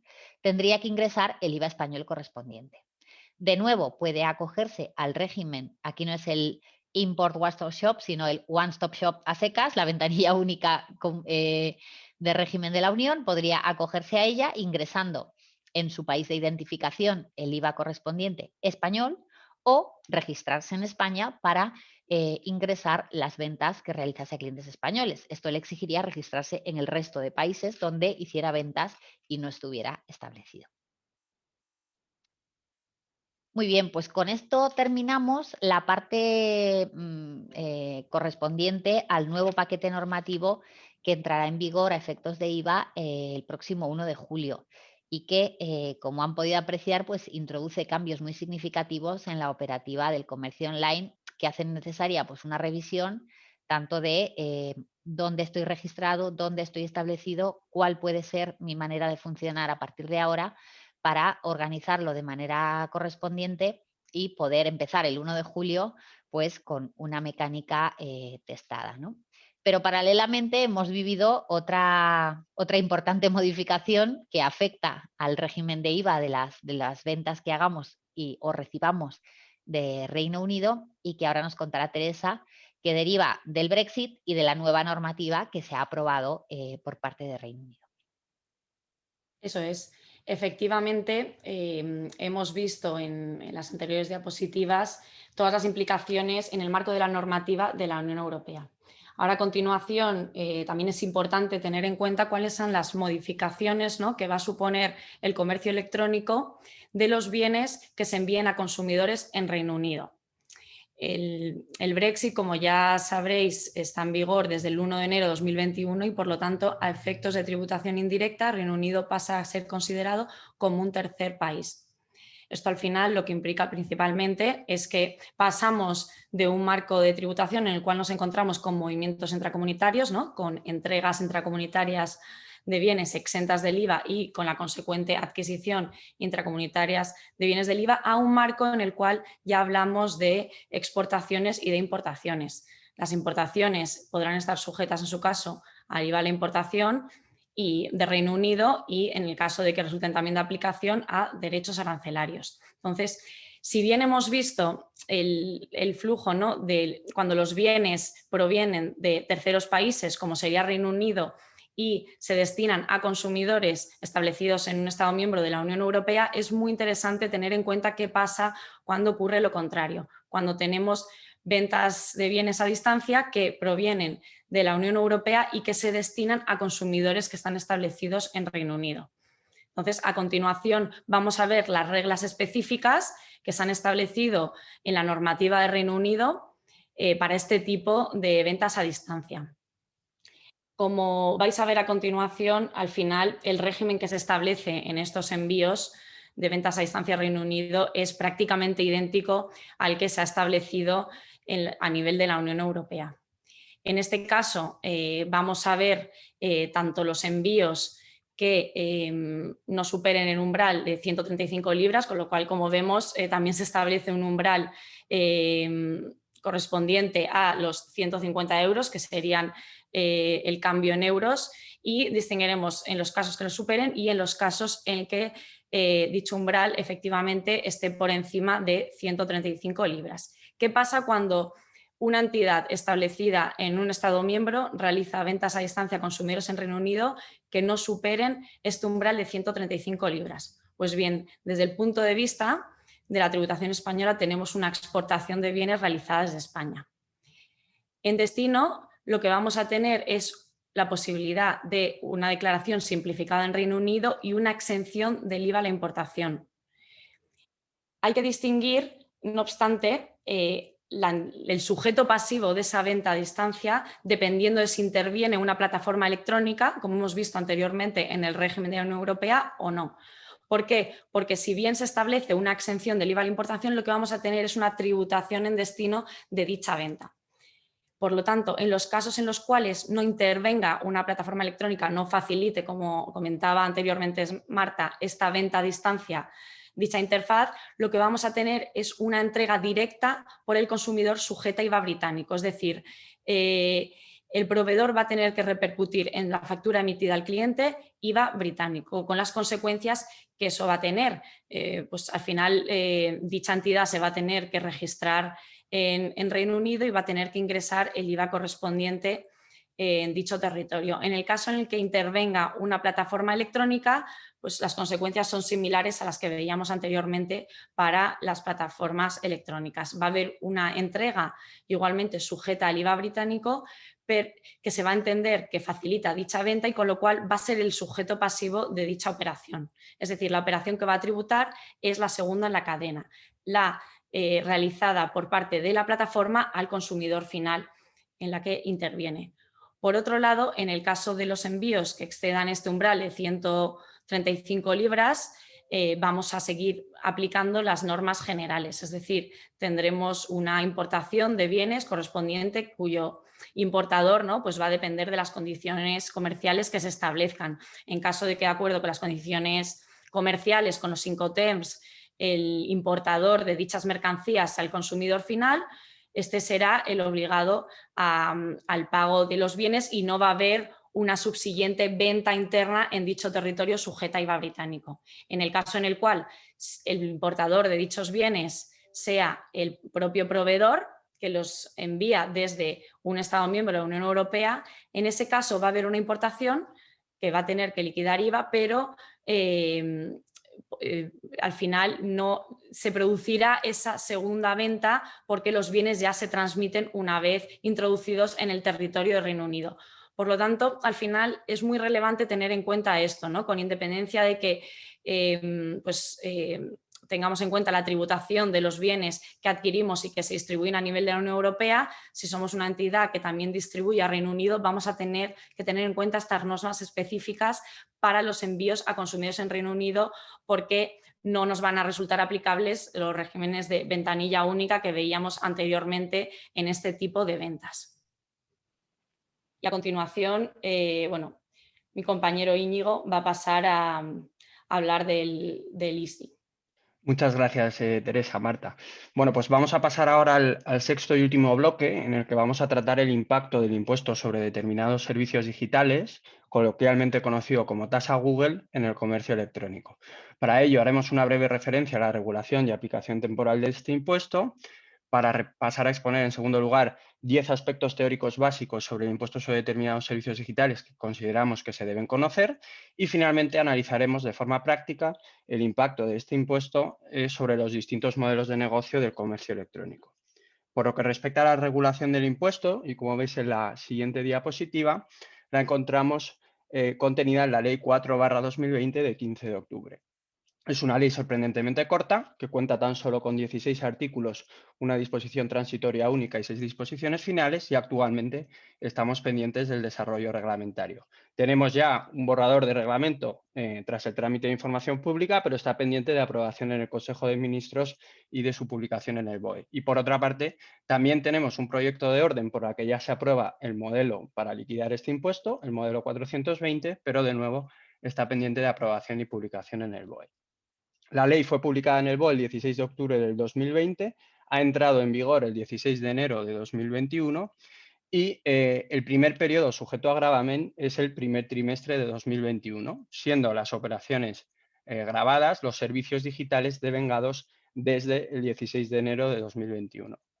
La primera autoliquidación, bajo un sistema de cumplimiento trimestral, será, por tanto, la declaración del primer trimestre. Pero es cierto que se ha suspendido su liquidación y se efectuará en el plazo previsto para la presentación e ingreso de la autoliquidación correspondiente al segundo trimestre. De forma que del 1 al 31 de julio, previsiblemente, deberemos de presentar las dos autoliquidaciones, la del primero y la del segundo trimestre. En cuanto a los 10 aspectos teóricos básicos del impuesto que debéis conocer, debemos comenzar en primer lugar por sus características y naturaleza. El impuesto sobre determinados servicios digitales es un impuesto unilateral, pero cuya regulación está claramente inspirada en la propuesta inicial de directiva para un impuesto sobre servicios digitales comunitarios de 2018. Esta propuesta fracasó por no alcanzarse la unanimidad necesaria para su aprobación, pero el legislador español se inspira en la misma para configurar los principales elementos del impuesto. En segundo lugar, estamos ante un impuesto transitorio. Se configura el impuesto sobre determinados servicios digitales como una solución de carácter provisional hasta que entre en vigor la nueva legislación incorporando la solución adoptada internacionalmente, y así lo expone expresamente la exposición de motivos. En cuanto a la solución internacional, en principio la misma vendrá de la mano de los trabajos de la OCDE que están teniendo lugar en el marco de la acción 1 del Plan BEPS. En particular, el impuesto será sustituido por la llamada cuantía A del primer pilar si finalmente se llega a un acuerdo para implantar esta medida de forma consensuada a nivel internacional. En principio, existe un compromiso para alcanzar este acuerdo a mediados finales de 2021, pero es cierto que hoy en día pues, existen ciertas dudas sobre la posibilidad real de alcanzar los consensos necesarios para aprobar e implantar estas medidas en el plazo pactado, ¿no? La tercera característica es que el legislador configura este impuesto formalmente como un impuesto de naturaleza indirecta compatible con el IVA. Pero veremos que esta es una de las principales cuestiones controvertidas del impuesto. En cuanto al hecho imponible, esto es, ¿qué grava el impuesto sobre determinados servicios digitales? Debemos tener en cuenta que el mismo grava la prestación de los 3 servicios digitales siguientes: servicios de publicidad en línea, servicios de intermediación en línea y servicios de transmisión de datos con contraprestación. Junto a la delimitación positiva del hecho imponible, la Ley 4/2020 regula específicamente 6 supuestos de no sujeción. 4 de ellos están referidos a los servicios de intermediación en línea, y entre estos 4 cabe destacar los 2 primeros que veis subrayados en la diapositiva. Las ventas de bienes o servicios contratados en la web del proveedor, el supuesto de no sujeción para el comercio electrónico minorista, que adquiere una especial relevancia en el caso que veremos ahora más adelante, y las entregas de bienes y prestaciones de servicios subyacentes entre usuarios. Tenemos más supuestos de no sujeción, pero los 2 más importantes en el caso del comercio electrónico son estos 2 primeros. El impuesto solo grava aquellos servicios digitales sujetos en la medida en que se entiendan localizados en territorio español. Por ello, como veis en la siguiente diapositiva, el cuarto elemento del impuesto que debe tenerse en cuenta son las reglas de localización de los servicios. El artículo 7 establece que se entenderán localizados en España y, por tanto, sujetos al impuesto sobre determinados servicios digitales los servicios prestados a usuarios localizados en territorio español. El nexo, por lo tanto, es la localización del usuario en España, o mejor dicho, la localización del dispositivo utilizado por el usuario en España. Junto a esta regla general hay una serie de reglas específicas que básicamente lo que van a hacer es determinar el momento temporal en el que se debe analizar la localización del dispositivo utilizado por el usuario. Para el caso de la publicidad en línea, ese momento será el momento en el que se proyecte la publicidad. Para el caso de la intermediación en línea con prestación subyacente de servicios, ese momento será el momento en el que se concluya la operación subyacente. Para el resto de servicios de intermediación en línea, habrá que atender a la localización del dispositivo en el momento de apertura de la cuenta. Y finalmente, para los servicios de transmisión de datos, debemos de tener en cuenta la localización del dispositivo en el momento en el que se generen los datos. El quinto aspecto esencial a destacar de este impuesto es su elemento subjetivo, esto es, ¿a quién grava el impuesto sobre determinados servicios digitales? Pues de acuerdo con el artículo 8, son contribuyentes por este impuesto las personas jurídicas y entidades con independencia de su residencia, sean residentes fiscales en España, en un Estado miembro de la Unión Europea o en un Estado tercero, es igual, que presten servicios digitales sujetos al impuesto y que el primer día del periodo impositivo superen conjuntamente los umbrales de envergadura y de huella digital significativa. Son dos límites cuantitativos y acumulativos, hay que cumplir los dos. El umbral de envergadura se cumple si el importe neto de la cifra de negocios del año natural anterior supera los 750 millones de euros. Debe matizarse que este umbral está referido a la totalidad de ingresos obtenidos por el contribuyente a nivel mundial y con independencia del origen y naturaleza. Es decir, no solo los ingresos por servicios digitales, sino los ingresos que formen parte contablemente del importe neto de la cifra de negocios por cualquier tipo de operación. El segundo umbral, el de huella digital significativa, se cumplirá si el importe de los ingresos derivados de la prestación de servicios digitales sujetos al impuesto en el año natural anterior supera los 3 millones de euros. En este caso, el límite ya sí está referido a los servicios digitales de publicidad en línea, intermediación en línea y venta de datos y que estén localizados en España. Y por último, la norma establece una serie de reglas especiales para las entidades que formen parte de un grupo definido como grupo mercantil del artículo 42 del Código de Comercio, que básicamente suponen que los límites de envergadura y huella digital significativa deberán computarse a nivel grupo y no se eliminarán los servicios sujetos al impuesto para el cómputo de la huella digital significativa. En sexto lugar, en la siguiente diapositiva, veréis que el impuesto sobre determinados servicios digitales es un impuesto instantáneo, en la medida en que los ingresos se devengarán cuando se presten, ejecuten o efectúen las operaciones gravadas, excepto que haya pagos anticipados anteriores, en cuyo caso el devengo se producirá con el cobro total o parcial. La base imponible está constituida por el importe total de los ingresos obtenidos por el contribuyente, excluido en su caso el IVA u otros impuestos equivalentes. Vemos que estamos ante un impuesto sobre ingresos, no sobre beneficios. No me voy a poder descontar los gastos y la base imponible será positiva con independencia del margen, incluso de si obtengo beneficio o pérdida. El tipo impositivo es el 3%. A efectos comparativos, un tipo del 3% sobre ingresos para un negocio con un margen del 10% es como un tipo del 30% sobre beneficios, para que os hagáis una idea. Pero al definirse como un impuesto sobre los ingresos, voy a tener cuota íntegra positiva y voy a tener que tributar con independencia de si tengo beneficio o pérdida. En cuanto a la gestión, el impuesto sobre determinados servicios digitales es un impuesto con periodo de liquidación trimestral y en régimen de autoliquidación, que se autoliquidará mediante este modelo 420. Se establecen dos grupos de obligaciones de identificación del contribuyente y obligaciones de conservación de la documentación, siendo especialmente relevante la obligación del artículo 15J de la ley de establecer los sistemas, mecanismos o acuerdos que permitan determinar la localización de los dispositivos de los usuarios en el territorio de aplicación del impuesto. Esta es una obligación de especial trascendencia, ya que incide directamente en la localización de los servicios y en la determinación de la base imponible.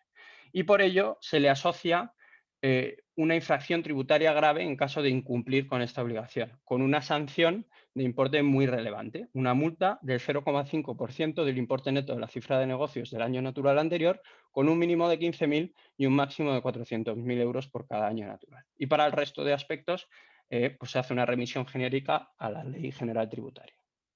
Vistos los aspectos generales, pasamos a continuación a analizar el impacto del impuesto sobre determinados servicios digitales en el comercio electrónico. Como hemos visto, el hecho imponible está constituido por tres servicios: servicios de publicidad en línea, servicios de intermediación en línea y servicios de venta de datos. Y dentro de los servicios de intermediación en línea tenemos dos supuestos de no sujeción de especial relevancia, que son las de actividades minoristas del comercio electrónico y las transacciones subyacentes entre particulares. Pues bien, el principal impacto del impuesto sobre determinados servicios digitales, como lo veis en esta diapositiva, estará determinada por la sujeción de los servicios de intermediación en línea, que va a afectar a aquellos modelos de negocio que venden productos a través de interfaces o plataformas electrónicas de tercero, sin perjuicio del supuesto de no sujeción aplicable a aquellos operadores que vendan a través de su propia página web, como veremos detenidamente más adelante.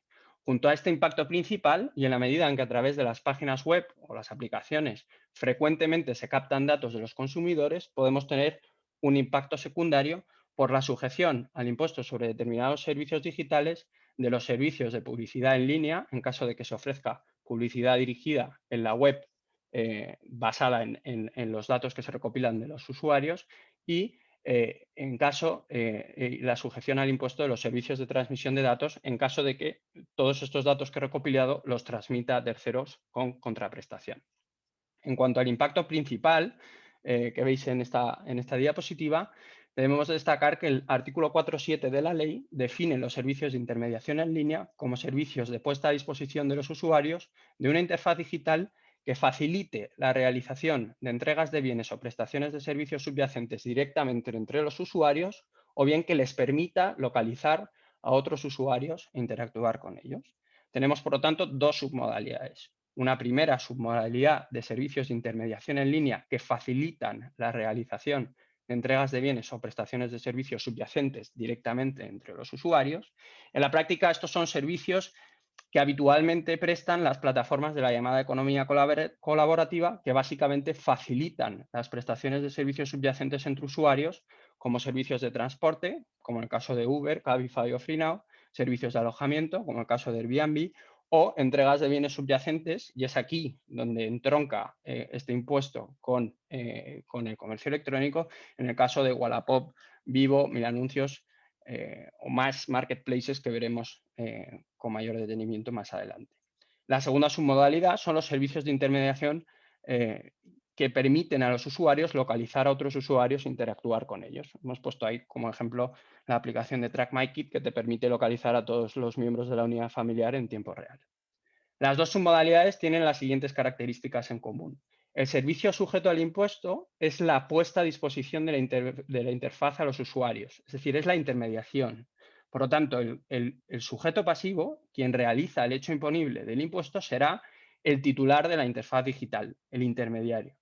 ¿Qué es una interfaz digital? La ley lo define de forma muy amplia como cualquier programa, incluidos los sitios web o partes de los mismos, o aplicación, incluidas las aplicaciones móviles, o cualquier otro medio accesible a los usuarios que permita la comunicación digital.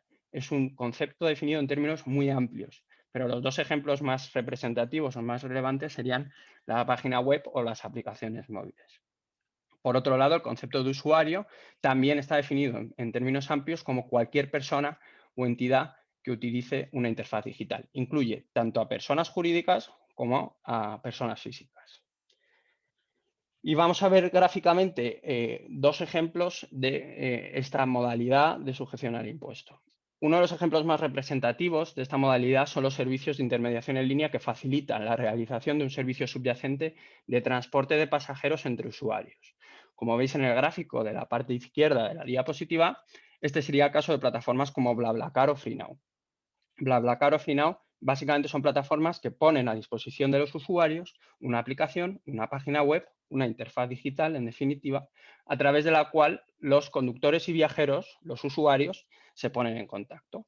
Y como veis en el esquema de la diapositiva, tenemos servicios de intermediación que prestan la plataforma a cada uno de los usuarios, que son los servicios de intermediación que veis marcados en verde, y luego tenemos un servicio de transporte subyacente que presta el usuario conductor al usuario pasajero, que lo veis subrayado en rojo. Pues bien, los ingresos de la plataforma estarán determinados por una comisión de intermediación que cobre esa plataforma a un usuario o a los dos. Por ejemplo, en el caso de BlaBlaCar se le cobra una comisión al usuario pasajero y en el caso de FreeNow se le cobra una comisión al usuario conductor. Pues son los ingresos derivados de estas comisiones por intermediación, los que van a estar sujetos al impuesto. Como veis en el ejemplo, si yo cobro una comisión de 100 unidades monetarias, 3 unidades monetarias van a ir destinadas a la agencia tributaria por el impuesto sobre determinados servicios digitales. Pero es importante tener en cuenta que el servicio subyacente de transporte que presta el usuario conductor al usuario pasajero está no sujeto. ¿Cómo puede afectar esta modalidad del impuesto sobre determinados servicios digitales al comercio electrónico? Pues como veis en el esquema de la parte derecha de la diapositiva, puede afectar a aquellos modelos de negocio de venta en línea de productos en los que existe una entidad A que pone a disposición una plataforma o una interfaz, los conocidos coloquialmente como marketplaces, que básicamente facilitan la puesta en contacto de usuarios y la realización de una venta de bienes subyacentes entre dichos usuarios. Por ejemplo, facilitan que una entidad B, que sería el usuario vendedor, le venda productos al usuario comprador. Como veis en el esquema, A presta un servicio de intermediación en verde, subrayado en verde, a los usuarios, tanto al usuario vendedor como al usuario comprador, poniéndolos en contacto y facilitando la realización de compra-venta de mercancía subyacente. B, que es el usuario vendedor, pues vende esos productos en nombre propio a A, que es la operación que veis en rojo. Y A, perdona, A no, al otro usuario. Y A, que es la plataforma, le va a cobrar a B un porcentaje sobre el precio de venta en concepto de comisión de intermediación. Pues es esta comisión de intermediación de 100 unidades monetarias la que va a estar sujeta al impuesto sobre determinados servicios digitales, siendo el contribuyente el titular de la plataforma, el sujeto A, que deberá de ingresar pues, 3 unidades monetarias a la agencia tributaria. Y de nuevo, la venta entre el usuario vendedor B y el usuario comprador estará no sujeta por acogernos al supuesto de no sujeción del artículo 6b de prestación de servicios subyacentes entre usuarios, ¿no? Vale. Como conclusión, el impuesto sobre determinados servicios digitales grava modelos de venta electrónica de bienes a través de plataformas electrónicas de un intermediario tercero, como por ejemplo si yo vendedor transmito bienes a través de la interfaz de Amazon, pero no la venta directa por el proveedor o suministrador de sus productos a través de su propia página web. Y esto es así porque el propio artículo 6A de la ley del impuesto, de la ley 4/2020, establece un supuesto de no sujeción para el comercio electrónico minorista. En particular, perdona, Marta, ya. En particular, el artículo 6A establece que no estarán sujetas al impuesto las ventas de bienes o servicios contratados en línea en la web del proveedor de los bienes o servicios en las que el proveedor no actúa como intermediario. El fundamento de este supuesto de no sujeción es que para el minorista el valor reside en los propios bienes o servicios que suministra y la interfaz digital no es nada más que un medio o herramienta de comunicación. Como ejemplo, tendríamos la venta de productos deportivos propios por parte de Decathlon a través de su propia página web. La página web no deja de ser un medio de comunicación de Decathlon con sus clientes. Este supuesto de no sujeción presenta dos cuestiones conflictivas en la práctica. La primera de ellas es qué ocurre cuando la venta se realiza a través de una aplicación móvil y no una página web. El artículo 6A, la redacción del artículo 6A literal, solo hace referencia a las páginas web, con lo cual literalmente estaríamos fuera de este supuesto de no sujeción, pero desde un punto de vista teológico o finalista, entendemos que debería entenderse incluido también en este supuesto de no sujeción la venta a través de las aplicaciones propias de los proveedores. Sin embargo, esto es un aspecto que deberá de confirmar la agencia tributaria. Y el segundo supuesto conflictivo que nos encontramos a menudo en la práctica es qué ocurre si un mismo sujeto comercializa productos propios y productos de terceros. Pues por lo que respecta a los productos propios, parece evidente que aplicará el supuesto de no sujeción en la medida en que estoy actuando como proveedor, no como intermediario, pero para los productos de terceros necesitaremos analizar de forma pormenorizada los términos contractuales y económicos para ver si con respecto a esos productos terceros estoy actuando como proveedor, es decir, vendo en nombre propio asumiendo los riesgos y beneficios derivados de esos productos que vendo, en cuyo caso aplicará el supuesto de no sujeción, o si actúo como intermediario. Me limito simplemente a poner en contacto y a cobrar una comisión. En ese caso, la comisión por intermediación no puede ampararse en este supuesto de no sujeción y, por lo tanto, estará gravada por el impuesto sobre determinados servicios digitales. Como indicios o elementos que hay que tener en cuenta para ver si estoy actuando como proveedor o como intermediario, la memoria justificativa de la propuesta directiva en la que se inspira este impuesto hacía referencia a la asunción de riesgos de inventario o la fijación de precios. Pero la realidad es que habrá que hacer un análisis caso por caso para determinar si estamos actuando como proveedor o como intermediario, ¿no? Y como ejemplos de estos operadores que venden productos propios y de terceros, pues el más representativo probablemente sea el ejemplo de Amazon. De lo anterior se desprende que al final en la práctica podemos encontrarnos dos situaciones diferenciadas que podéis ver en esta diapositiva. Por un lado, el modelo de negocio de venta directa de productos propios o en nombre propio por el proveedor y a través de su propia página web, que es lo que veis, el esquema que veis en el lado izquierdo de la diapositiva, y que, como hemos visto, estará no sujeto al impuesto por aplicación del supuesto de no sujeción del artículo 6A. Son supuestos en los que actúo en nombre propio y la interfaz, que es mía, la interfaz propia, es simplemente un medio de comunicación con el cliente. Por otro lado, en el lado derecho de la diapositiva tenemos los modelos de negocio de venta a través de interfaces, páginas web o aplicaciones de entidades terceras, que facilitan el contacto entre compradores y vendedores y, en consecuencia, facilitan la venta por parte del usuario vendedor de productos a otro usuario, al usuario comprador, que es lo que veis en el lado derecho de la diapositiva. Pues en estos casos, el sujeto A, que es el titular de la plataforma y que actúa como intermediario, se considerará contribuyente por este impuesto y la comisión por intermediación estará sujeta al impuesto sobre determinados servicios digitales. ¿Y qué ocurre con B? B, el usuario vendedor, no tributará por el impuesto sobre determinados servicios digitales por la venta de productos subyacente, porque está amparada por el supuesto de no sujeción del artículo 6b de la Ley 4/2020, pero sí puede tener un posible impacto colateral si las plataformas deciden repercutirle económicamente vía incremento del precio parte del impuesto sobre determinados servicios digitales que ellas mismas van a tener que soportar. Y como ejemplos, ya sabemos que Amazon ha decidido repercutir desde abril el 3%, un 3% a sus usuarios vendedores, trasladándoles económicamente el impuesto. Es cierto que este impuesto no prevé una repercusión jurídica de la cuota, como ocurre con el IVA, pero tampoco prohíbe una repercusión vía económica, vía incremento del precio, que es lo que en la práctica pues está ocurriendo. A efectos prácticos, las preguntas que uno debe hacerse para ver si se encuentra afectado por la modalidad de intermediación en línea las podéis ver en este esquema de decisión, ¿no?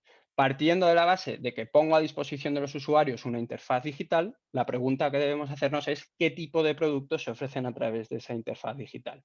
Si ofrezco productos propios en los que actúo como proveedor, estaré amparado por el supuesto de no sujeción del comercio electrónico minorista.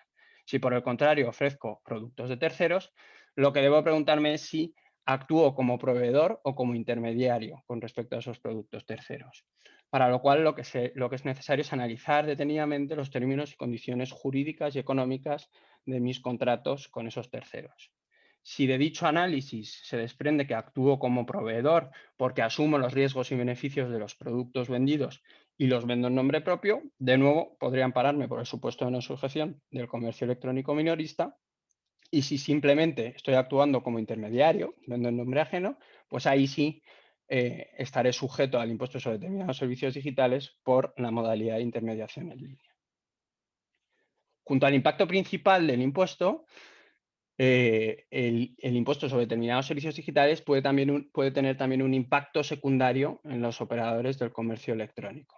Y es que como este tipo de operadores utilizan interfaces como páginas web o aplicaciones, pues a menudo resulta habitual que a través de dichas interfaces se obtenga información, se obtengan datos de los usuarios, de su actividad en dichas páginas web, en esas interfaces.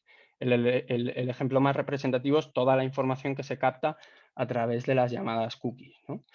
En función de lo que yo haga con esos datos, la entidad puede quedar grabada por las otras dos modalidades del impuesto. Y esto es lo que hemos llamado el impacto secundario. En particular, si yo utilizo esos datos recopilados para ofrecer publicidad dirigida en la propia página web, en mi propia interfaz, probablemente esté sujeto al impuesto por la modalidad de prestación de servicios de publicidad en línea, tributando los ingresos que perciba de los anunciantes. Si decido transmitir todos esos datos a terceros con contraprestación, pues probablemente esté sujeto al impuesto por la modalidad de servicios de transmisión de datos. En cuanto a los servicios de publicidad en línea, como veis en la siguiente diapositiva, el artículo 4.6 los define como servicios que consisten en la inclusión en una interfaz digital propia de terceros de publicidad dirigida a los usuarios de dicha interfaz. A su vez, se define el concepto de publicidad dirigida como cualquier forma de comunicación digital comercial con la finalidad de promocionar un producto, servicio o marca dirigida a los usuarios de una interfaz digital y basada en los datos recopilados de ellos. Esta definición, que es bastante amplia, se complementa con una presunción de que toda publicidad digital es publicidad dirigida, salvo prueba en contrario. Estamos ante una presunción iuris tantum. De acuerdo con lo anterior, ¿qué es lo que se grava con esta modalidad del impuesto? Modelos de negocio digitales en los que las empresas obtienen y recopilan datos sobre las actividades de los usuarios a través de las interfaces digitales, de nuevo, el ejemplo de las cookies, y los utilizan para ofrecer publicidad segmentada, publicidad personalizada específicamente destinada a los usuarios basados en los datos recopilados sobre ellos, cobrando a los anunciantes por incluir dicha publicidad en las interfaces. Con respecto a los servicios de publicidad en línea, se plantean, en el caso del comercio electrónico, tres cuestiones de forma recurrente.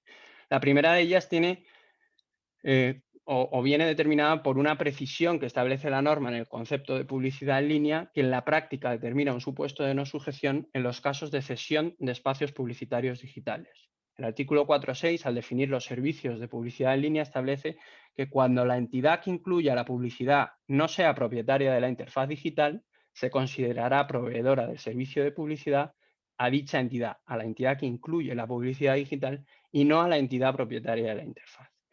Esto, que en principio es complicado de entender, en la práctica lo que tenemos que hacer es preguntarnos, si ofrezco publicidad dirigida a mi página web, yo contacto directamente con el anunciante, me paga directamente el anunciante. En ese caso, al no haber intermediario, seré yo quien está incluyendo la publicidad digital en mi propia página web y estaré sujeto al impuesto por los ingresos que perciba de esos anunciantes. Pero en la práctica es muy habitual que entre el soporte, que es como se denomina el titular del espacio digital, y el anunciante haya uno o varios intermediarios. En la publicidad display, como se llama, normalmente el intermediario por excelencia son las agencias de medios. En la publicidad programática hay una cadena de intermediarios de 4 o 5 intermediarios, donde por el lado de la oferta el primer intermediario que me suelo encontrar son las llamadas supply side platforms. Pues si contacto con un intermediario, tendré que revisar los términos contractuales con ese intermediario para determinar si soy yo o es el intermediario el que incluye la publicidad digital en mi página web. Si es el intermediario, entonces lo que yo cobre a ese intermediario será en contraprestación por una cesión de espacios publicitarios y estará no sujeto al impuesto. La segunda cuestión conflictiva que nos encontramos es qué ocurre si publicito mis propios productos en mi página web. En principio, esto debería estar sujeto al impuesto en la medida en que sea publicidad dirigida. No voy a poder aplicar el supuesto de no sujeción del comercio electrónico minorista porque está limitado, está circunscrito a la segunda modalidad de impuesto, a la intermediación en línea. Y en principio no lo puedo extender a la primera modalidad de publicidad en línea. Pero es cierto que si soy yo el que ofrece publicidad de mis propios productos, lo más probable es que no obtenga ingresos. Si no tengo ingresos, no tengo base imponible, con lo cual tendré una operación eventualmente sujeta, pero sin tributación efectiva sobre el impuesto de determinados servicios digitales. Y la tercera cuestión conflictiva que nos encontramos en la práctica es qué ocurre si yo en mi página web ofrezco el mismo banner publicitario para todos los usuarios que accedan a la página web. Yo no segmento, no cambio el banner en función de quién acceda a mi página web. En esos casos habrá que ver detenidamente qué medios puedo tener para acreditar que esa inclusión de publicidad digital no se está basando en datos previamente recopilados de los usuarios para tratar de justificar que la publicidad es no dirigida. Podríamos tratar de justificarlo, pero vaya por delante que esta acreditación va a resultar difícil frente a la administración tributaria, sobre todo porque tenemos una presunción que juega en contra. Y finalmente, si los datos que capto a través de mi página web, a través de las cookies, los vendo a terceros, pues podría estar grabado por la modalidad de servicios de transmisión de datos. El artículo 4.8 los define como servicios de transmisión con contraprestación, incluida la venta o la cesión de aquellos datos recopilados acerca de los usuarios que hayan sido generados por actividades desarrolladas por estos últimos en las interfaces digitales. No vale cualquier tipo de datos, son los datos que se han generado y que he captado por la actividad de los usuarios en mi interfaz digital, ¿vale? ¿Qué se graba? Pues modelos de negocio donde yo obtengo y recopilo datos sobre las actividades de los usuarios a través de las interfaces digitales y los vendo directamente a terceros con contraprestación. Es importante tener en cuenta que no se graba ni la transmisión gratuita de datos ni la mera captación de los mismos para fines distintos de su transmisión onerosa a terceros, ¿no? Y como resumen, en esta última diapositiva que veis, veremos las preguntas que deberíamos hacernos para ver si estamos afectados o no por lo que hemos denominado el impacto secundario. Partiendo de la base de que pongo a disposición de los usuarios una interfaz digital y que recopilo datos de esos usuarios por la actividad en esa interfaz digital, lo primero que me tengo que preguntar es, ¿utilizo esos datos para ofrecer publicidad dirigida en la página web, en la interfaz? Si la respuesta es que no, pues me salgo del ámbito de aplicación del impuesto y estará no sujeto. Si la respuesta es que sí, lo siguiente que debería preguntarme es, ¿ofrezco publicidad dirigida? Teniendo en cuenta que hay una presunción, con prueba en contrario, de que toda publicidad digital es publicidad dirigida. Si consigo acreditar que no, que la acreditación, insisto, va a ser difícil, estaré fuera del ámbito del impuesto. Sin embargo, si la publicidad es dirigida, lo que deberé preguntarme es si yo me relaciono directamente con el anunciante o me relaciono con un intermediario. Si me relaciono con un intermediario, podría ser, en función de los términos contractuales, que quien incluye la publicidad digital sea ese intermediario. A ver, perdonad.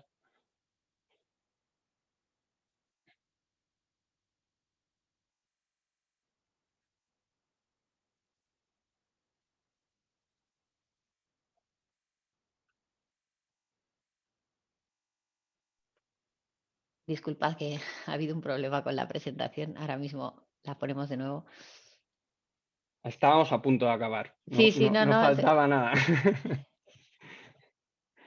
No, pero bueno, yo creo que es interesante terminar Sí, el esquema, sí. el esquema porque es muy útil, porque es cierto que muchas veces en este tipo de negocio, ¿no? Pensamos, bueno, esto es para las grandes plataformas, no nos aplica, pero puede ser que sí quedemos sujetos a las mismas y sobre todo saber bien qué parámetros tenemos que tener en cuenta para hacer ese análisis. No sé Vale, si lo pues veis bien ahora, sí. disculpad. Nos habíamos quedado en los servicios de publicidad en línea en la pregunta de ¿me relaciono con el anunciante o me relaciono con el intermediario? Si me relaciono con un intermediario, tengo la posibilidad de que se considere que yo lo que estoy haciendo es ceder mi espacio publicitario digital y por lo tanto esté no sujeto al impuesto. Si me relaciono directamente con el anunciante, entonces sí, los ingresos que perciba el anunciante serán contraprestación de un servicio de publicidad en línea que estarán sujetos al impuesto. Y finalmente, la última pregunta que debo hacerme es, ¿transmito los datos recopilados a los usuarios por su actividad en la interfaz a terceros? Generalmente a los llamados data brokers. Si es que no, porque simplemente utilizo esos datos para mis fines internos, en principio estoy fuera del ámbito de aplicación del impuesto. Y si sí los transmito, la siguiente pregunta es, ¿cobro por ello? ¿Hay contraprestación? Si no cobro, si es una transmisión gratuita, estaré fuera del ámbito del impuesto. Pero si sí cobro, entonces sí, ese ingreso estará sujeto al impuesto por la modalidad de transmisión de datos. Y bueno, hasta aquí el sexto y último bloque. Y no sé si, Marta, podemos revisar algunas preguntas que tengamos en el Q&A. Sí, muchas gracias y disculpad las incidencias. La verdad es que hemos recibido bastantes preguntas. Creo que podemos intentar contestar alguna abusando ya de su paciencia. Y bueno, las que se queden sin contestar, pues podremos responderlas vía email, les podremos hacer llegar nuestros comentarios y si tienen alguna adicional, pues bueno, tienen nuestros datos de contacto para poder plantearlas, ¿no? En relación con el impuesto digital, tenemos una pregunta sobre si están sujetos los marketplaces que ejercen una intermediación por cuenta propia o aquellos que ejercen una intermediación híbrida a través de la figura del undisclosed agent. A ver, si son marketplaces que son productos que venden en nombre propio, lo más probable es que si de la relación jurídica se determina que compro los productos primero y luego los vendo, entonces estaré amparado por el supuesto de no sujeción del artículo 6A, porque realmente, aunque realmente estoy poniendo a disposición de los usuarios una plataforma, estoy actuando como proveedor, no estoy actuando como intermediario, con lo cual en principio estaría no sujeto al impuesto. Sí, aquí habría que revisar, como comentaba antes Íñigo, las condiciones contractuales, que son básicas, y la verdad es que por nuestra experiencia, normalmente los esquemas de undisclosed agent, al menos durante un segundo, hay un flash title, ¿no? que adquieres la titularidad para poder transmitirla, ¿no? Y en ese sentido, pues no estarían sujetos a este impuesto al actuar como proveedores. Pero insisto que es un tema muy casuístico y muy delicado que habría que ver con la documentación contractual para poder dar una respuesta pues adecuada, ¿no? En el tema de ventas a distancia de IVA, tenemos también bastantes preguntas, si queréis leemos un par de ellas. Una de ellas dice, en ventas a distancia hablamos de que el proveedor no debe de estar establecido en más de un país. ¿Ese establecimiento se entiende solo a efectos de IVA o establecimiento a efectos de sociedades también? Teresa, no sé si quieres... Sí, efectivamente, al final lo que tenemos aquí es una consideración a efectos del IVA en el cual, pues, al encontrarse establecido en dicho territorio, lleve a cabo ventas sujetas a IVA local en el mismo. Por eso veíamos al final que al final, cuando tenemos un establecimiento permanente en otro territorio, esas ventas locales con el IVA repercutido a los consumidores en ese país no van a entrar dentro de las que apliquemos el régimen de ventanilla única One Stop Shop. Por eso es importante tener en cuenta esto. La lógica es que al final se repercute ya IVA local en dichas entregas. Sí, y aquí lo que tendremos que mirar es si tenemos establecimiento permanente de IVA. El tema del establecimiento de sociedades, es verdad que lo habitual o lo que sucede a veces es que, bueno, o van de la mano o puede ser que tenga establecimiento de IVA y no de sociedades. Es más extraño tener de sociedades y no de IVA, ¿no? Pero bueno, que el concepto, o sea, al estar hablando de una normativa de impuestos sobre el valor añadido, el punto a revisar es que lo sea a efectos de IVA, ¿no? Y había otra pregunta en este sentido que preguntaba si también afectaba el estar registrado o si era necesario, o sea, para este efecto de no poder usar la One Stop Shop, o si afectaba solo el tener establecimiento permanente, ¿no? Sí, y aquí hablamos de establecimiento permanente, ¿vale? De hecho, al final el objetivo de la ventanilla única es no tenernos que registrar en cada Estado miembro, con lo cual, si ahora aplicamos y nos acogemos a este régimen, lo que nos va a permitir es estar registrado en el país donde estamos establecidos y ya presentar ese IVA repercutido de cada territorio a través de la ventanilla única. Por lo tanto, lo que hay que tener en cuenta es dónde estamos establecidos, que como decía Marta, es a efectos de IVA, porque al final puede haber algún caso, ¿no?, en el cual no entremos dentro del concepto de sociedades, pero aún así estamos establecidos a efectos de IVA y repercutimos IVA local en ese Estado miembro. Bueno, y tenemos también alguna pregunta que se refiere a si va a dar tiempo a que todo este e-commerce VAT package esté aprobado y operativo a 1 de julio de 2021. Aquí la verdad es que, bueno, bola de adivinación no tenemos, pero los mensajes que se están dando tanto desde la Unión Europea como a nivel local es que ya sí o sí va a ser 1 de julio, ¿no? También aquí hay que tener en cuenta que es verdad que falta el trámite formal de aprobación de toda la normativa española que hemos citado al principio, que está en anteproyecto o en trámite de audiencia pública, pero lo cierto es que al ser transposición de la normativa europea, no se prevé que haya pues ni mucho debate ni mucha modificación respecto de estos textos, ¿no? Con lo cual, yo creo que Aquí la me hace idea... recordar que esto ya se ha retrasado una vez, porque estaba previsto para el 1 de enero. Había, creo que eran 2 Estados miembros, no recuerdo mal cuáles eran, pero había 2 Estados miembros que solicitaron a la Comisión retrasarlo más que al 1 de julio, pero les dijeron que hasta el 1 de julio porque por todo el tema del COVID no les había dado tiempo a adaptar sus sistemas internos, si no recuerdo mal. Pero no creo que vaya a haber otra prórroga, ¿no? No, Sí. en ese sentido yo creo que bueno, el otro día en una charla en la que coincidimos con gente de la comisión lo tenían muy claro, ¿eh? No, mantuvieron una posición muy, muy estricta en cuanto a la fecha de efectos. Con lo cual, pues bueno, es momento de ponerse en marcha y de revisar, pues bueno, por un lado las adaptaciones o las optimizaciones que podamos hacer desde el punto de vista de la operativa de IVA, y por otro lado, pues estos esquemas de decisión que nos ha explicado Íñigo de manera tan práctica, pues nos servirán para detectar si tenemos alguna incidencia del impuesto sobre determinados servicios digitales y poder reaccionar y llegar a ella, ¿no? Que bueno, también las obligaciones formales se han pospuesto al mes de julio. Así que bueno. Aquí solo reincidir que el impuesto sobre determinados servicios digitales es verdad que inicialmente estaba pensado para los grandes operadores, Google, Amazon, etcétera, pero en la práctica lo que estamos viendo es que su ámbito de aplicación es bastante más amplio del que inicialmente se podría considerar, y para los operadores pequeños del comercio electrónico es cierto que es probable, salvo que formen parte de un grupo, que no superen los umbrales, pero sí van a tener ese efecto colateral de traslado económico del impuesto. Sí, las grandes ya lo han anunciado y yo creo que será generalizado, ¿no? Pues bueno, nada más, agradecer su atención, disculpar el retraso nos hemos excedido un poco del tiempo previsto y a su disposición para cualquier duda. Saludo. Muchas gracias.